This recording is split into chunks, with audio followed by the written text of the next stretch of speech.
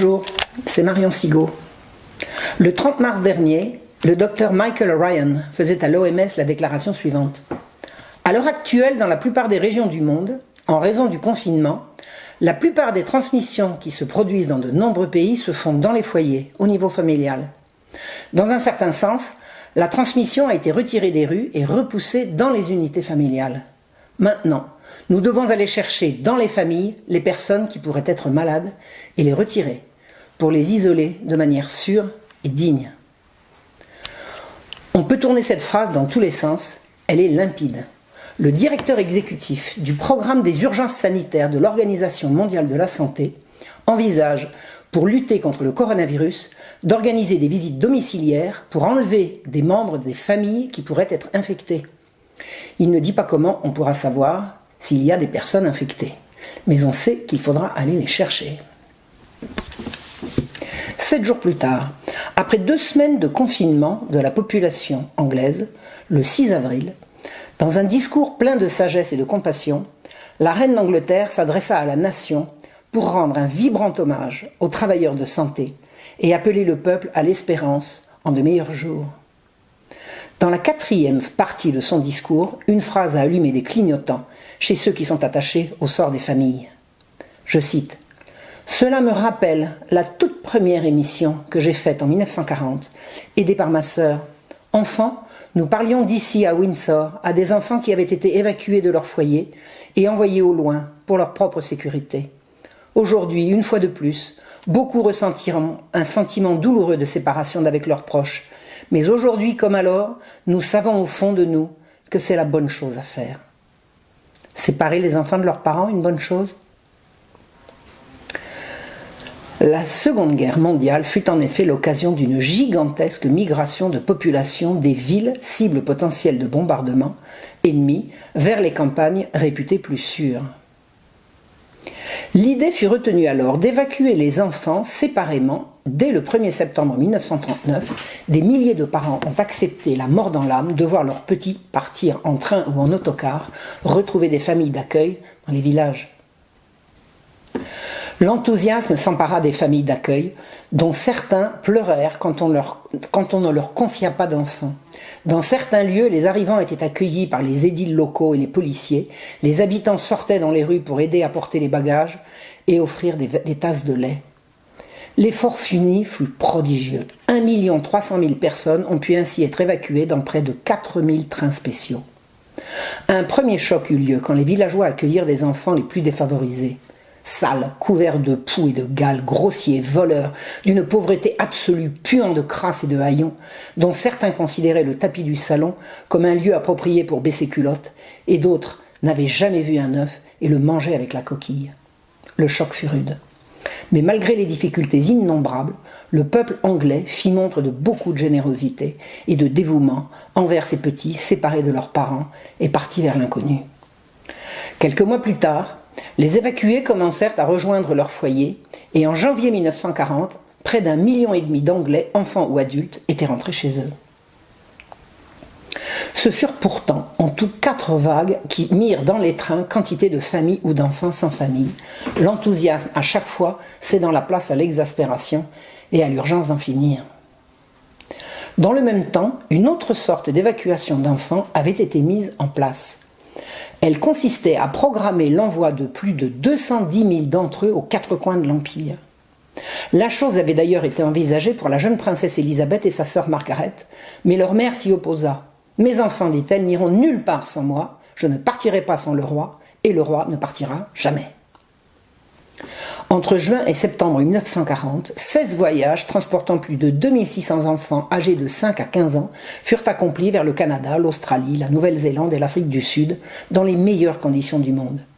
Une cellule interministérielle avait été mise sur pied et un comité chargé de l'accueil des enfants à l'étranger examina toutes les offres de prise en charge, autant de démarches susceptibles de totalement rassurer les parents désireux de mettre leurs enfants à l'abri de l'orage en cours. Le drame surgit le 17 septembre 1940, mit fin à l'heureuse entreprise. Une torpille allemande détruisit le City of Benares, le cargo qui transportait les enfants vers le Canada, en tuant 77 des 90 qui s'y trouvaient. Ce drame marqua la fin de l'entreprise. C'est à ces enfants expatriés que, À peine un mois plus tard, le 13 octobre, la jeune princesse Élisabeth, âgée de 14 ans et flanquée de sa jeune sœur Margaret, s'adressa dans un discours radiophonique enregistré au palais de Windsor. Je cite, « Nous tous, les enfants qui sommes encore à la maison, pensons continuellement à nos amis et à nos relations qui sont partis à l'étranger, qui ont parcouru des milliers de kilomètres pour trouver un foyer de guerre et un accueil chaleureux au Canada, en Australie, en Nouvelle-Zélande, en Afrique du Sud et aux États-Unis d'Amérique. Mais je suis sûre que vous aussi, vous pensez souvent au vieux pays. Je sais que vous ne nous oublierez pas, et c'est simplement parce que nous ne vous oublierons pas que je veux, au nom de tous les enfants de la maison, vous envoyer notre amour et nos meilleurs vœux, à vous et à vos aimables hôtes également. » Fin de citation. La fin de l'évacuation fut annoncée officiellement le 7 septembre 1944 et le retour à la normale se fit dans les mois qui suivirent. Ce fut également la fin de l'exil des enfants envoyés à l'étranger et les familles purent ainsi être réunies par le retour des enfants ou l'immigration de leurs parents partis les rejoindre. Or, parallèlement à ce transfert d'enfants de bonnes familles, partis temporairement vers des familles d'accueil triés sur le volet qui les renvoyèrent une fois la guerre terminée, se déroula un gigantesque trafic d'enfants pauvres au destin tragique. La pratique consistant à envoyer des enfants pauvres ou orphelins dans les colonies qui manquaient de bras avait commencé en 1618 avec le rassemblement et le transport de 100 enfants anglais vagabonds vers la colonie de Virginie. En fait, pendant tous les XVIIe et XVIIIe siècles, quantité d'hommes, de femmes et d'enfants furent envoyés dans les colonies pour y pallier le manque de main-d'œuvre, soit par la persuasion, soit par la condamnation de justice, soit par la coercition. Les rapts d'enfants à cette fin se répandirent jusqu'à ce qu'un scandale éclate en 1757 dans la ville portuaire écossaise d'Aberdeen, où des magistrats et des hommes d'affaires furent impliqués dans un trafic d'enfants. À la même époque, à peu de choses près, Paris se soulevait contre la police du roi qui enlevait des enfants pour on ne savait quelle destination. J'ai appelé cet épisode sanglant la Marche rouge. À la fin du XVIIIe siècle, l'indépendance américaine vit la fin du transport d'enfants vers ses colonies. Le Canada, l'Australie, l'Afrique du Sud et la Nouvelle-Zélande devinrent les nouvelles destinations des petits miséreux. En Angleterre, la terrifiante misère des enfants dans les villes émut quantité de gens, plus ou moins philanthropes, plus ou moins escrocs, plus ou moins pervers, qui cherchèrent des solutions. Des femmes généreuses fondèrent des ateliers pour occuper les petits vagabonds et finalement conçurent pour eux le projet de les envoyer au Nouveau Monde tenter une nouvelle vie. C'est alors que commença, à grande échelle, le transport des laissés-pour-compte vers un ailleurs censé être radieux. On notera avec intérêt que jusqu'à la fin du XIXe siècle, la direction de l'immigration relevait du ministère de l'Agriculture. En tout, ce sont au bas mot 130 000 enfants entre 3 et 14 ans qui furent ainsi exportés sans leurs parents, on a compris, avec l'assentiment du gouvernement de Londres. On assurait que tout serait préférable à leurs conditions sordides de crasse et de misère, et on mélangea les orphelins, les abandonnés, avec simplement les pauvres. Les rudes paysans canadiens virent d'un bon œil arriver cette main-d'œuvre domestique bon marché. Les Sud-Africains, les Néo-Zélandais et les Australiens ne boudèrent pas non plus. L'opinion finit par s'émouvoir de ces transferts d'enfants seuls, et le 18 avril 1891, le quotidien canadien The Star fit savoir que le gouvernement émettait des doutes sur les motivations prétendument philanthropiques des organisateurs de l'entreprise. Des rumeurs persistantes de mauvais traitements infligés aux enfants et de profits indus pour leurs bourreaux exigeaient une enquête parlementaire. Celle-ci conclut à la bonne foi et à la naïveté des dames patronesses à l'origine du projet, et après quelques manchettes scandaleuses et quelques mouvements de menton, les choses reprirent comme devant. Quelques scandales tardifs mais retentissants vinrent assombrir cette gigantesque entreprise d'enlèvement d'enfants pauvres au profit de l'économie coloniale. Une assistante sociale britannique, Margaret Humphreys, découvrit à la fin des années 1980 que des milliers d'enfants avaient été envoyés juste après la Seconde Guerre mondiale, à l'insu ou contre l'avis de leurs parents, au bout du monde, en Australie. Son enquête démontra que nombre d'entre eux avaient été placés par leurs parents le temps que la guerre se passe. Quand ils vinrent les reprendre, on leur fit croire que de riches familles les avaient adoptés pour un avenir meilleur. Dans la réalité, les conditions de ces malheureux enfants relèvent de la définition qu'on fait de l'esclavage, Coups, mauvais traitements, absence d'hygiène, travail harassant, absence totale d'instruction et inévitablement abus sexuels en tout genre dans leur famille d'accueil ou dans les institutions religieuses, catholiques ou protestantes, qui s'étaient chargées d'eux. Si on veut connaître en détail cette affaire, on peut voir le film Les Orphelins de Liverpool, téléfilm en 2 parties diffusé en France en 1993, ainsi que le film qui a été fait sur le combat de Margaret Humphreys, Oranges and Sunshine, paru en 2010. Un autre drame dont on peine à concevoir la réalité se déroula sur le sol australien à la même époque, quand le gouvernement de Sa Majesté décida de retirer de force à leurs parents des enfants nés de couples mixtes euro-aborigènes pour les élever dans des institutions destinées à en faire de bons sujets britanniques. Ce sont en tout 500 000 enfants qu'on arracha des bras de leur mère pour leur faire goûter le goût amer de l'exploitation, de l'esclavage, des mauvais traitements et bien sûr des abus sexuels. On peut se faire une idée de ce drame en visionnant Le Chemin de la Liberté, film anglo-australien réalisé en 2002. L'athlète australienne d'origine aborigène Cathy Freeman, qui porta la flamme olympique aux Jeux de Sydney en 2000, est la petite fille d'Alice, qui avait 8 ans quand on l'enleva à ses parents. L'acharnement de courageux Britanniques pour faire connaître le crime aboutit. Le 16 novembre 2009, le Premier ministre australien Kevin Rudd présenta des excuses solennelles aux demi-million de Australiens oubliés, comme on les appelait, victimes de cette politique criminelle. Et le 23 février suivant, ce fut le Premier ministre britannique, Gordon Brown, qui adressa les excuses officielles du gouvernement aux enfants déportés de Liverpool et à leurs parents. Le Canada, lui, n'estima pas nécessaire de présenter des excuses et entreprit à sa manière de rendre hommage aux victimes et à leurs descendants. Tout allait bien désormais ? Pas toujours, toujours pas hélas. Les crimes commis pendant des décennies contre les enfants pauvres ne se sont pas effacés avec quelques discours, même prononcés avec des sanglots dans la voix. Il faut, pour le comprendre, remonter un peu en arrière et prendre en compte le travail d'une journaliste belge, Florence Bellone. En 1867, à Londres, un étudiant missionnaire irlandais nommé Thomas Barnardo fut ému de l'épouvantable misère de l'East End londonien et décida de leur venir en aide en les plaçant dans des maisons d'accueil spécialement conçues pour eux, les Children's Homes. Disons-le tout de suite, ces enfants étaient ramassés en fonction de leur misère, qu'ils aient des parents ou qu'ils n'en aient pas. Déjà l'argument à venir était prêt, leur intérêt supérieur voulait qu'on les enlève, pas qu'on vérifie si une mère allait s'affoler ou pas de ne pas les voir revenir. Thomas Barnardo abandonna le séminaire et consacra tout son temps à son grand œuvre, créer des orphelinats où seraient enfermés des enfants qu'il enlevait dans les rues. Il en rapta tellement que l'église même lui intenta, vainement d'ailleurs, un procès. Des parents firent courir le bruit que c'était lui, Jacques l'Éventreur. Mais non, le bon Thomas Barnardo était un philanthrope qui créa en tout 50 pseudo-orphelinats pour plus de 8000 enfants. Et quand, à bout de ressources, il comprit le parti qu'il pourrait tirer de l'exportation vers les colonies, il entreprit de vendre ses protégés et les cargos vers les colonies se remplirent. Le site qui porte aujourd'hui son nom revendique l'exportation de plus de 35 000 enfants jusqu'à la Seconde Guerre mondiale, ce qui fait environ 1000 par an.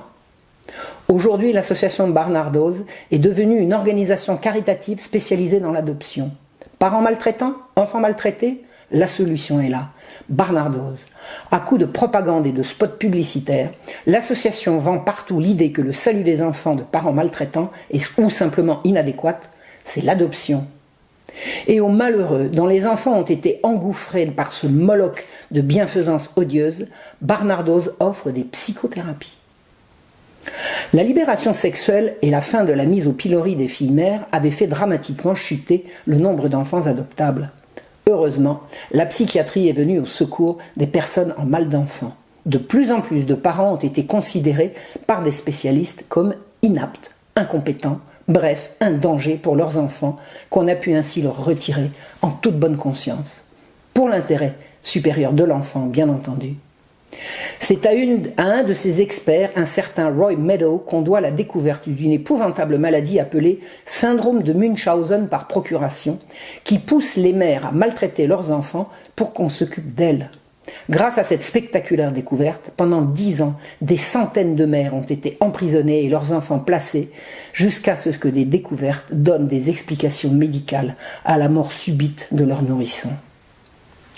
Quand éclata le scandale des enfants déportés de Liverpool, le directeur de Barnardo's, Martin Narey, justifia ces déportations par le fait que beaucoup de ces enfants avaient ainsi pu saisir la chance d'une nouvelle vie sans misère. On sait ce qu'il en fut. Et quand Martin Narey quitta la présidence de Barnardo's, ce fut pour devenir le conseiller adoption de l'actuel gouvernement où il fait appliquer sa doctrine « le meilleur parent, c'est l'État ». Grâce à Tony Blair, la protection de l'enfance est devenue un secteur économique florissant avec prime de rendement selon le nombre d'enfants placés, un pactole avec la misère montante. Les agences d'adoption et des familles d'accueil poussèrent comme des champignons. Vous voulez adopter ? Entrez, c'est ici. Filles, garçons, vous êtes un couple, célibataire, gay, lesbienne, bi, trans, signez ici. On va vous trouver quelque chose, mais attention, vous êtes bien non-fumeur, n'est-ce pas ? Ah, si vous fumez, c'est non. Désolé. À l'heure où la journaliste écrit ces lignes, en 2013, les statistiques indiquent 3 à 4 000 adoptions par mois, dont la majorité ont lieu avec, je cite, dispense du consentement parental, c'est-à-dire des enfants enlevés de force à leurs parents. De la violence domestique, une difficulté à boucler ses fins de mois, un problème de logement, une dépression due au chômage ou à une rupture, votre compte est bon. Vous ne pouvez apporter à votre enfant le bien-être auquel il a désormais droit. Vous savez, les droits de l'enfant. Mais ne vous inquiétez pas, on va s'en occuper. Vous l'enlevez et le placez ailleurs. Chez Tom et Eric, par exemple, ou bien chez Martine et Sandra. Ça ne vous regarde pas. Ça ne vous regarde plus. Beaucoup est fait pour la protection des enfants maltraités. On fait appel à la délation des voisins, des médecins, des écoles ou des membres de la famille ayant des comptes à régler. Le ménage n'est pas fait ? Une dispute a éclaté hier ? Aucun joujou pour Noël ? Des cernes sous les yeux de maman ? Votre compte est bon. Votre enfant est maltraité. On va s'en occuper. La liste des maladies mentales qui vous valent le retrait de vos enfants en vue d'une adoption s'allonge. On a ajouté récemment le trouble consistant à ne pouvoir collaborer avec les services sociaux. Vous exprimez votre colère, votre indignation, votre révolte ? Mais vous voyez bien que vous êtes malade. Et pour vous aider, après vous avoir gavé de psychotropes, on vous inscrira dans un groupe de gestion de la colère qui fera des merveilles. On n'a pas encore inscrit le droit de parentalité dans la loi, mais on s'en approche de plus en plus. À chaque grossesse déclarée dans un foyer pauvre, le retrait de l'enfant pour prévenir une maltraitance à venir se développe. Les services sociaux sont présents dans les salles d'accouchement et retirent le nouveau-né du sein de sa mère, dont on soignera les symptômes avec des antidépresseurs. La chose est devenue si courante que des jeunes Anglaises enceintes viennent accoucher en France. Il faut voir le documentaire de 2016 intitulé « Les enfants volés d'Angleterre ». Je donnerai les références. C'est terrifiant. La liste des exactions des services sociaux anglais impliqués dans l'industrie de l'adoption pour tous est insoutenable. Familles brisées, enfants détruits, coupés de leurs racines, de leurs frères et sœurs, envoyés dans des institutions qui les maltraitent ou couvrent d'abominables trafics sexuels, comme on a vu récemment dans l'affaire de ces milliers et ces milliers d'enfants violés par des gangs indo-pakistanais. On ne pourra pas tout dire. À l'heure actuelle, l'autorité parentale a perdu tout son sens en Angleterre. Au nom du droit de l'enfant, les associations comme Barnardo's peuvent recruter des adoptants par voie de publicité et lâcher dans les maternités des travailleurs sociaux sadiques qui fourniront la marchandise. L'actuelle patronne de Barnardo's, c'est la reine d'Angleterre. Au nom de la lutte contre le coronavirus, l'OMS vient de nous dire qu'il sera désormais licite de venir procéder à des enlèvements pour des raisons sanitaires.